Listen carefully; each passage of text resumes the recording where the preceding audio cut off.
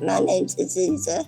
I live in Scunthorpe. I was 7 years old when I got diagnosed with muscular dystrophy type 2, which affects the muscles. My symptoms were curvature of the spine. That's a built indication. Even though I had a lot of strength at my young age into my teenage years, it's only in my early 20s, late 30s, my muscles start to weaken. I'm very independent on the electric wheelchair. Every day's task is a challenge and it's quite hard. So I'm not able to lift anything heavy. I'm not able to dress myself anymore. And I got a lot of muscle fatigue, and it also weakens your respiratory organs like your lungs. I've had ventilation since 1996. Unfortunately, I was too eager to go to school and then go to a doctor and look at my chest. I left it far too late, and I ended up having a respiratory arrest. But I had too much carbon dioxide in my bloodstream that made me really poorly. And it was very strange at first, being a teenager with a ventilator. In them days, it was like a green toolbox. It was heavy, not very attractive. I even said to my dad, I don't want it, I'm not wearing it. And he just said to me, well, without it, you'll be back in hospital in intensive care. And I thought, I don't want to put my family through that again. So it's my job now to thank him and be a good patient and be a good daughter to my dad.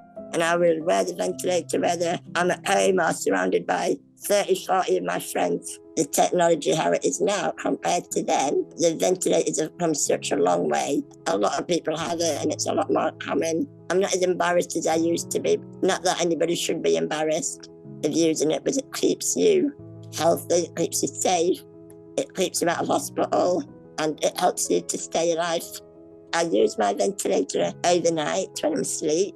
That's on every day for a good 9-10 hours or more. In summer, with the humidity of the weather, it also affects my breathing, so I get very short of breath. So I'll have maybe 2 hours in the afternoon on it to remain healthy with the respiratory. Avoid going out in cold weather, but that doesn't do your chest any good. Recently, I was out and I ended up getting a bit of a chest infection because of the cold air, but I've also got bronchitis, so that doesn't help. If I have a chest infection, I can be on it all day, all night. It all depends on how my health is. I'm always guided by my team. The physio here, the hospital team at Scunthorpe Hospital, I always follow their lead. And I'm always in touch with the respiratory nurses at Leeds Hospital. And they're just amazing people that have kept me alive.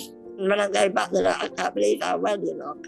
So compared to how you was when you came to us. And then you know you're doing something right. Every day I wake up, I'm thankful that I'm still here. And I've done so much in my life that people thought I'd never do. I'm looking forward to tomorrow, see what challenges I've got in my life.